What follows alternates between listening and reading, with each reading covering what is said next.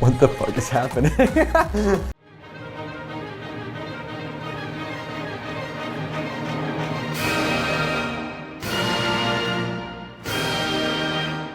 So, do you guys know DPR Ian?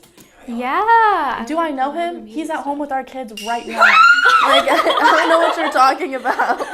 You are now reacting to the video director, editor, and storyteller and artist DPR Ian and his 2023 song Limbo. After being diagnosed with bipolar disorder as a teenager, Ian has shared his experiences with the disorder through his music videos, lyrics, and music. Representing his manic lows, he has developed a character the name of Mito, a one-eyed fallen angel. For his manic highs, there's Mr. Insanity, the colorful, cheeky, and opposing force, never knowing where he's going next. In this music video, we see Ian as the hybrid, a being that represents the limbo between Mr. Insanity and Mito personas. Lyrically, the intro of this song expresses Ian's desire to find his true self. He believes his personas are more powerful than him, so he just wants to get out of his mind and body. The song is written, directed, everything done by Ian. This video is brought to you by you, our YouTube members and supporters on Patreon. Patreon and YouTube memberships are how viewers like you can support us and also gain access to exclusive content like extra reactions to both old and new K-pop songs, early access to every React to the K video, a weekly podcast. The beat what like really heightens the song for you? Like what? That is definitely helps, but I think also layered that with the vocal melodies themselves and how the vocal melodies are harmonized. In the second chorus, when it's the I don't care, it's so cool. Right now, and they also added some like right now, yeah, shouting. Oh yeah, that is so sick. That is so sick. If you want to become a patron or YouTube member to help our channel grow and to access over 1,000 exclusive videos, check out the description of this video for how to join. A huge thank you to all of you who already support us. We really couldn't do this without you. And now, back to the video. Ready? Yeah. 3, 2, 1. Edgar Allan Poe. It's like red and blue. Oh. Scary. This is the in-between. He looks a little crazy.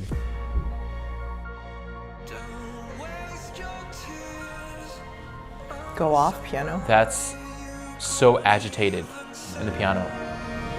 Whoa. What a start. Oh. We're kind of out of Where's tempo. the meter? Yeah. Whoa. Is that timpani?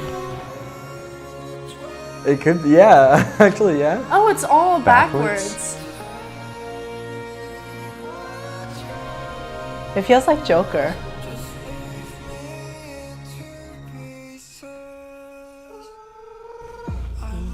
Whoa! That was so cool. Whoa. Yeah, the umbrellas did look like ravens. Also Edgar Allan Poe, right? This harmony is so unsettling. Oh, wow. Hey, dance break, let's go.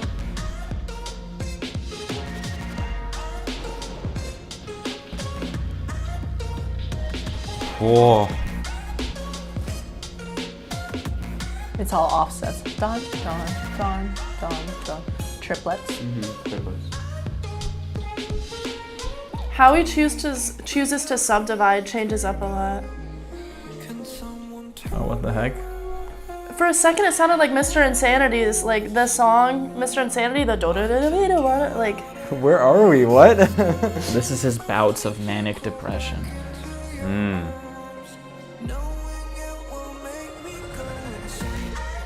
Whoa. Oh, that's music. Oh my goodness. Come on. What the fuck is happening? Oh yeah, this is interesting. He sort of has on the Mr. Insanity makeup, but like, this is not Mr. Insanity behavior. What is that beat change? Wait, the drums are just like bringing in a different like beat under it. That was sick. There's just little moments of like bright harmony that kind of come out of left field. Edgar Allan Poe, then mentioning ravens.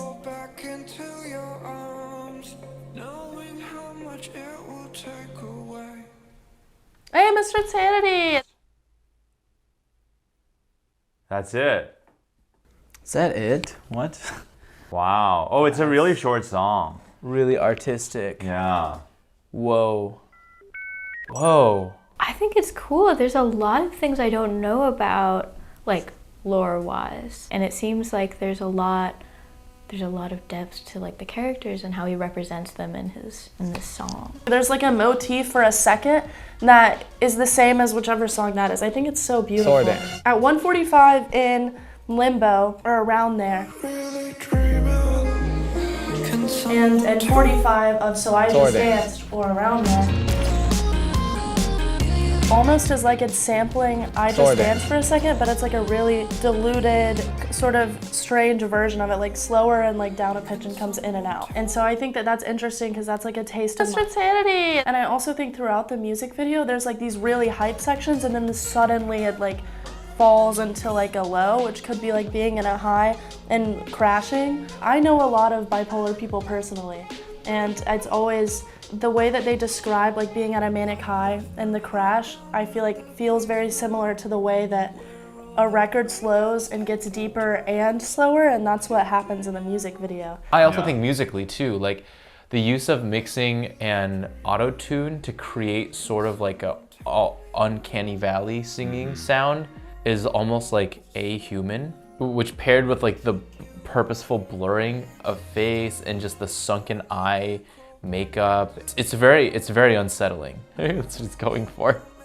of like just how unsettled he sometimes you might feel. He was actually in a manic episode when he filmed, so this is like straight raw, literally capturing what he does feel. Yeah. This was one of the most craziest and chaotic, one of the most hardest, I think, videos to do because I was actually in that state.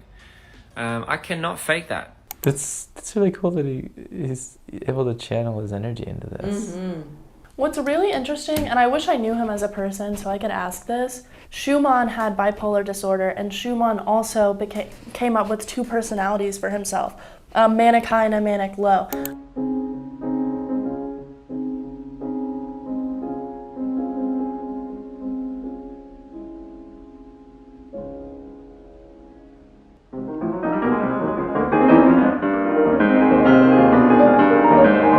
I think it's like Florestan and Eusebius. I wrote a really interesting paper about his double personalities, and I wonder if it's a complete coincidence that artists with bipolar disorder find it comforting and also easier to establish themselves as two different characters, or if he knew that Schumann did that and was like, oh, that's a really cool idea, and he then realized that that would work really well for him. So I just think it's interesting that the two artists that I know with bipolar disorder both did that. That was super beautiful though. I mean, it was super artsy. It was super weird too, but in like a cool way for the most part. See, the thing that I most appreciate about the song is actually like how much he goes out of his way to make this song make sense so that even somebody who does not have anything close to his experience can understand it. Like he could have just made it even messier. He could have made it even make less sense, maybe even closer to what he feels like in his head. But I think the way he translates his inner feelings into the music is what really, really impresses me. And you said he's the editor too, right? Like obviously... Video director and editor. Yeah, the editing here isn't just like meant to be like mad. There's also a lot of discipline in it. I was noticing the way he shifts his colors here from his orange and then suddenly to blue kind of shows like, you know, energized and like lower. Yeah, he is really the whole package. I think he's turning a lot of his inner demons into like almost like a place of power. Like these are the things I can express, and yeah, I want you to know what it's like. I actually really liked one section, what the drums were doing. Here, 115. They set it up with the 2 and 4, and then the next measure, it's like lags behind, and then back on 2 and 4, and then it's not on 2, and then 4, and they do it every time, and then it's not here, and then it's 4. 3, 4, and then it's not here. 3, 4. Oh wow. And it goes It's like back they're in. giving you like hints of stability and then they're just like taking it away. Yeah, I think it's a pretty interesting way to like describe what he's going through, if that's how he feels. I mean, I think the sounds are really cool, and just the drawn out chords kind of help convey what he's trying to do. I mean, it's a nice contrast to have the verses be a little more chordally focused. Not that the choruses aren't, but the chords, the actual harmony kind of drops out, and it's more just like vocals and bass. Great vocals. It's a really great range. So you just like the range he sings in? Yeah. Jealous. I like that it kept us kind of guessing for where the meter was going to be at the beginning. That always is really interesting to me when artists like purposefully don't let you know where they're going at the beginning. Because for me, that builds a lot of suspense. I like how he plays with textures a lot in this. Because like what even is the tempo at the very beginning? Let's see. Because we have no percussion except for occasional like timpani rolls. And he's kind of like floating over everything. It's very open and free, and I think that's really cool. So it stays the same, but it's ambiguous, and then he's speaking sort of out of time, and it's so weird and confusing. And then you come in, it does start getting even more elusive here. It becomes really loose because you have that like piano texture that's not really in time, I think. It's so loud everywhere else, I can hardly hear all of the notes.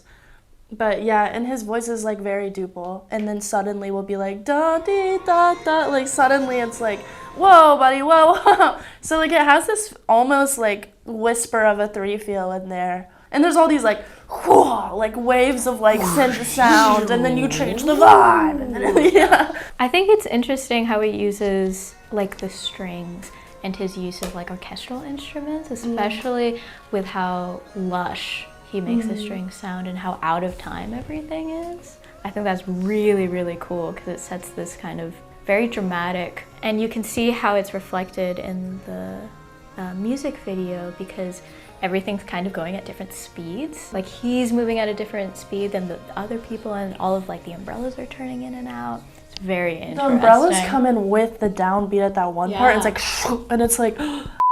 And I like how they like showed right off the bat that it's based off of Edgar Allan Poe, his short stories. Yeah. Heart in the Basement, I can't tell if it's like referring to Telltale Heart or Cask of Amontillado, because both of those are like underground hearts. And then if it's like manic, I would think it's more Amontillado than Telltale. Can I do a briefing? Yeah. Yeah.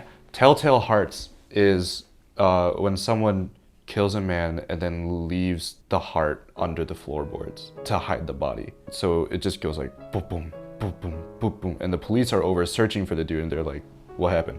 And then you just kind of like have that heart continuously going. I don't remember exactly how it ends. Either the police find it or the police leave and then the guy's just guilty because he hears the heart every night. Cask of Amontillado is similar in that like a guy brings someone down to the catacombs of his ancestors because he has a wine cellar down there. He brings this guy down and then lures him into like a corner and then just starts like building a wall right in front of him. So this guy is like trapped behind that wall and nobody knows that he's there. And then they also mention ravens, right? So there's also the raven. The Raven.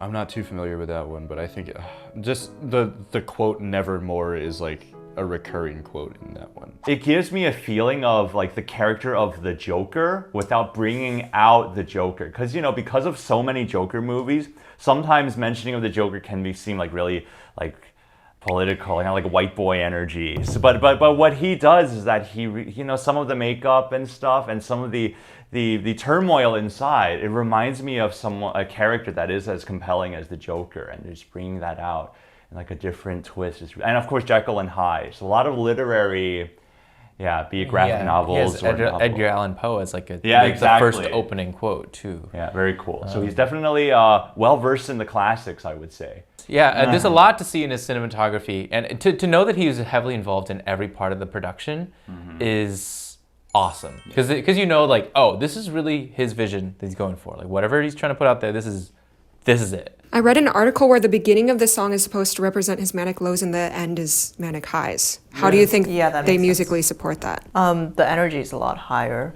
in the manic, like, you know, it's something that causes kind of anxiety as you listen to it because it's 1 2 1 2 1 2 1 2 very fast. I feel like I would need to listen to it again because it's chaotic. It's hard to keep up with. So would you be okay with us scrubbing through it again and mentioning things as we scrub through? Yeah, sure. 3, 2, 1. This is the beginning. The random like quietness that happens at like 112, there's like this random spot where it isolates and gets quieter, and this has been so texturally rich. It isolates and there's a piano, like a little piano entry for a second. And I think that that's a really cool feel of like disorienting. The church bell on like the downbeat, that was cool. I wonder what these vocal chops are like. Are they actually saying something? I don't think about it, right? I don't Think think about no that. more. I love the vocal chops. They were really cool. Vocal chops on the little breakdown. And so, oh yeah, that was really cool. I forgot what like genre it went into, but I just remember like the little. You hear the chops earlier on, like in the early part of the song, but the time you like kind of displaces them all off the grid a little bit, and kind of just makes it really interesting. It's like it's kind of chaos. And the Yeah, that was. Did you notice how that changed? I didn't really notice how it changed. I thought it was a little goofy at first. not Oh, gonna lie. it changes around 220.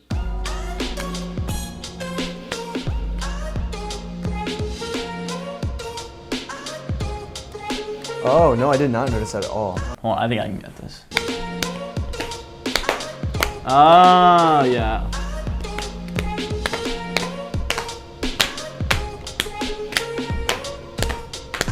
Oh, and then it does it again there. Oh, so it just like randomly adds, so because it's 1, 2, 3, 1, 2, 3, 1, 2, 3 is obviously like the spacing.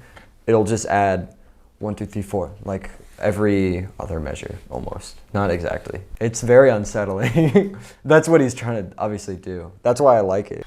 And also, I've noticed music that's written to be danced to and with, like Korean music and Bollywood and stuff like that, have random interludes that are clearly dance breaks. And I think that sound is really interesting, and it's fun to be in the car and be like, okay, dance break moment. Oh, I like that textural change at like 2:35. Yeah, where the and drums it's like cut now out. it's like marimba sort of. Is that a marimba? It kind of resolves actually at the end, Yeah. but it doesn't feel like resolution because it's just the melody. Yeah. It's not grounded. It's still like it's a very pensive ending. I feel like this really appeals to me as a classical musician for some reason. I think melodically it's crafted well. Like, I took my heart into the basement where all the ravens take their turns. It's what you call the 4-bar phrases. The phrase structure is very familiar to us, I think. And melodically, it's also like catching the ear. So I think that works really nice. It's very captivating. I think this song is very captivating because it changes up so much. I think a good word for it is captivating. Right. It's very captivating. It is very captivating. Just like his eyes. Wow. This is the TikTok song? No. What? It's in a Billie Eilish song too. Ooh. Okay. Stan DPR Ian. Stan I DPR, like. Ian. He's very good. Very artistic.